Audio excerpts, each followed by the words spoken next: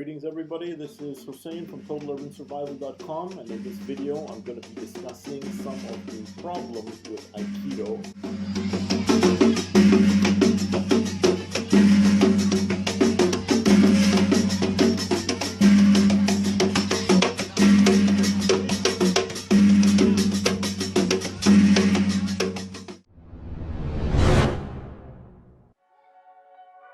Okay, so now I saw this video, and this video was basically a kind of like a match between an Aikido guy and a supposed wrestler or BJJ guy or something like that. They told me initially that it was a Turkish wrestling practitioner, but it doesn't really look like Turkish wrestling.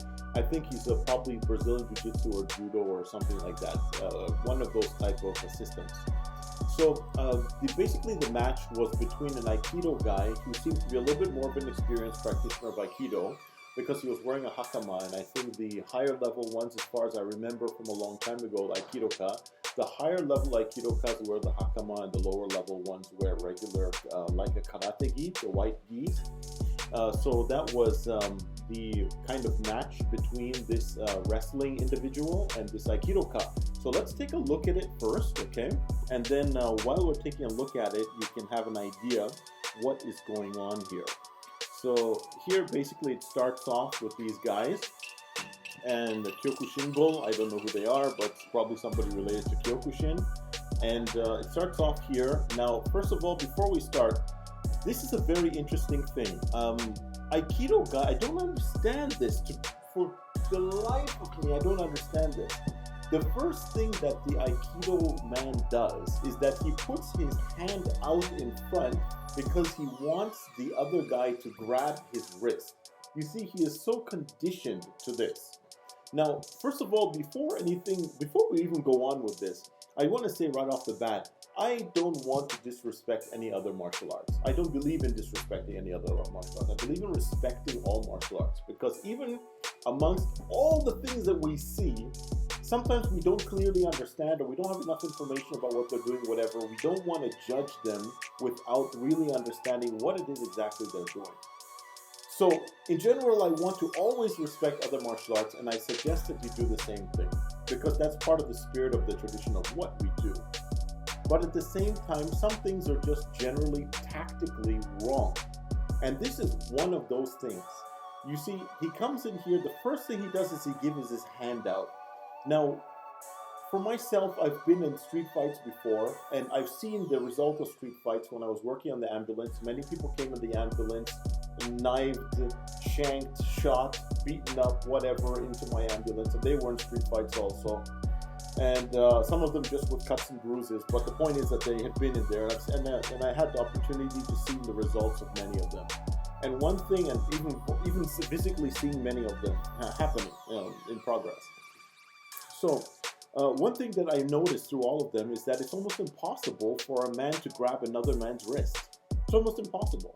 So it's never happened to me, and it's never happened to anybody that I know, and it's never happened in any situations that I've seen people fighting, where another man, a grown man, will grab another man's wrist, The only time that I've seen a grown man grab a wrist is in the case of a woman.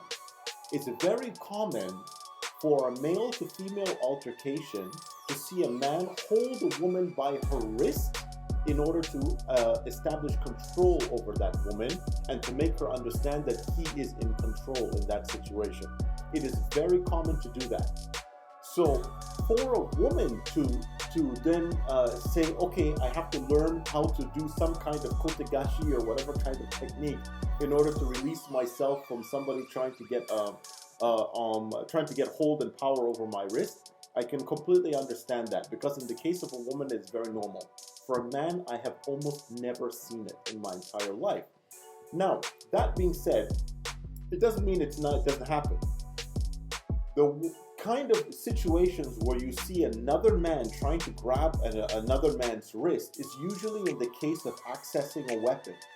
So if I have a gun or a knife concealed and the altercation has already happened and we're fighting, and I try to access a weapon, the other person will try and grab my arm, which is very normal and very smart, try and grab my arm and stop me from deploying that weapon in the fight.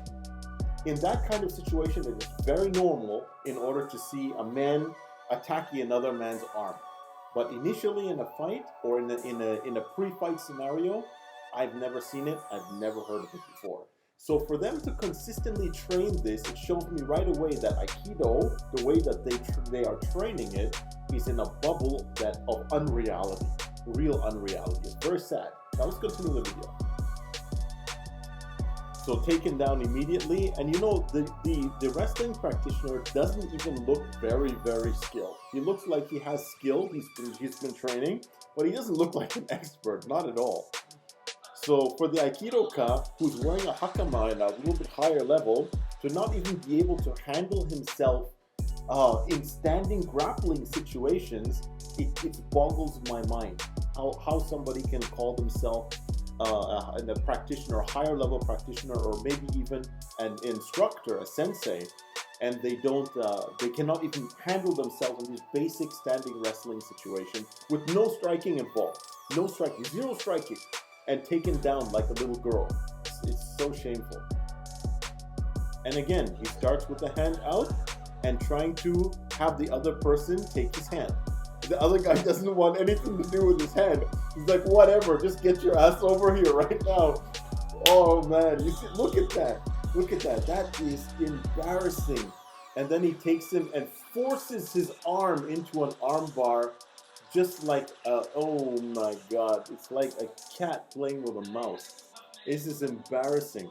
Absolutely embarrassing. You know, orange shirt guy, you might not be the best BJJ guy, but whatever system you're doing, you look great now compared to what I'm seeing on the other side of the floor. So this is pure shame, okay?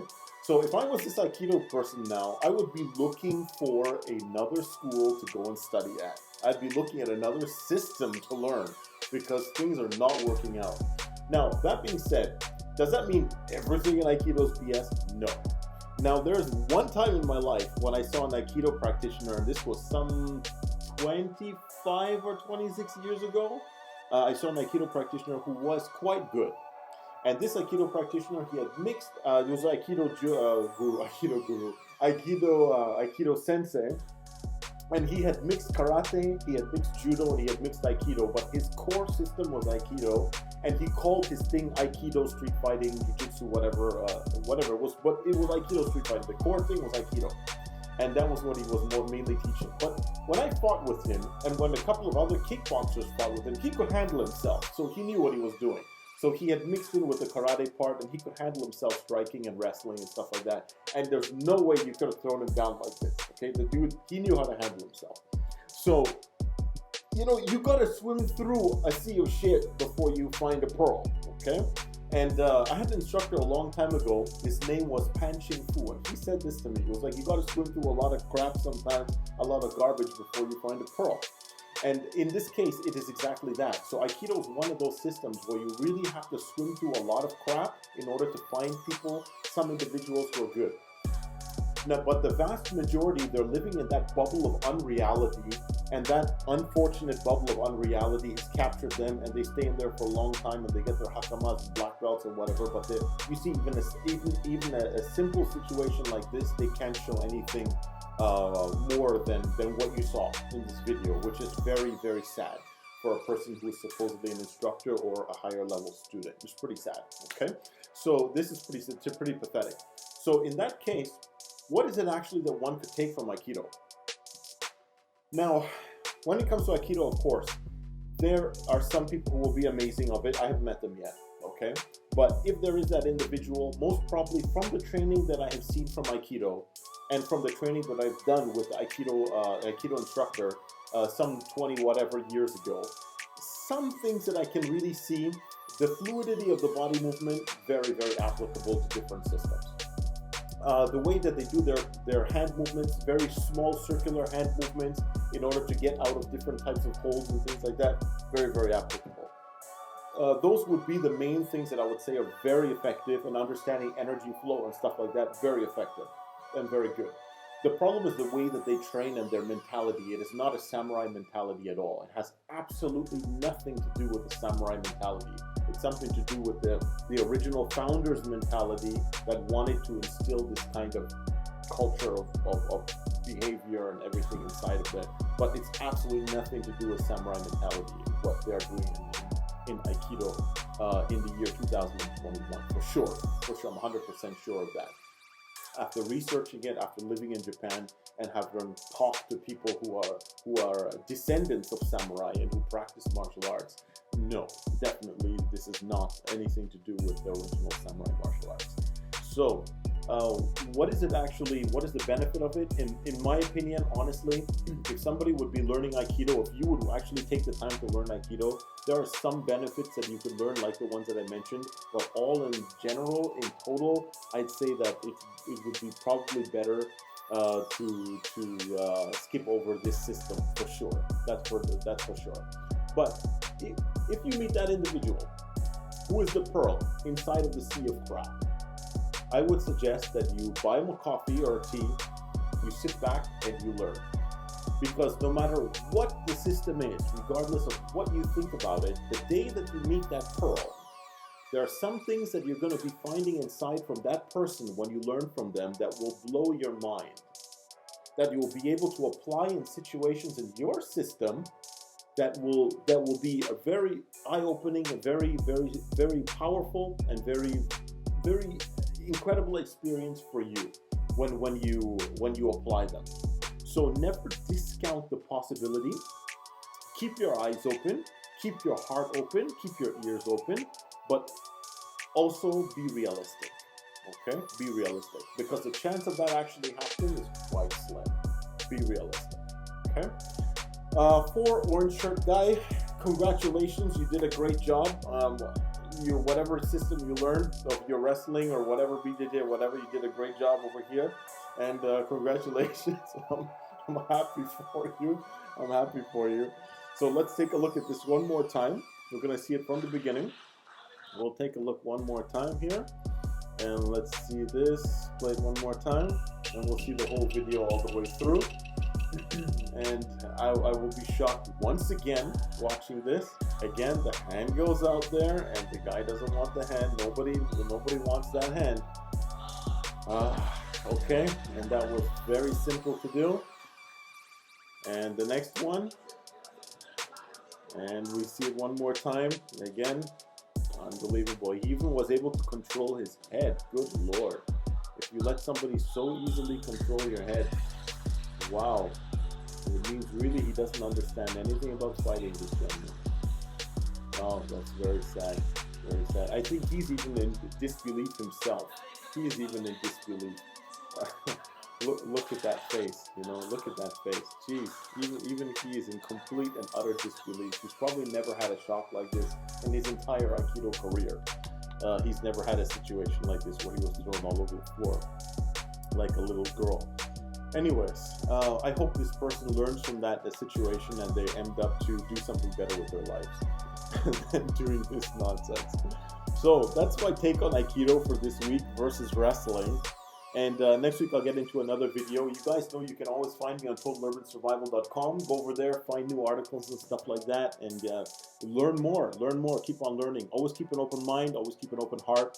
And remember, stay safe, stay lethal, stay humble all the time. Those are the three things that I always leave you with, and you make sure you never forget. Okay? See you all next week. You can hit me up on Telegram or social media anytime you want. Take care of yourselves, my dear brothers and sisters.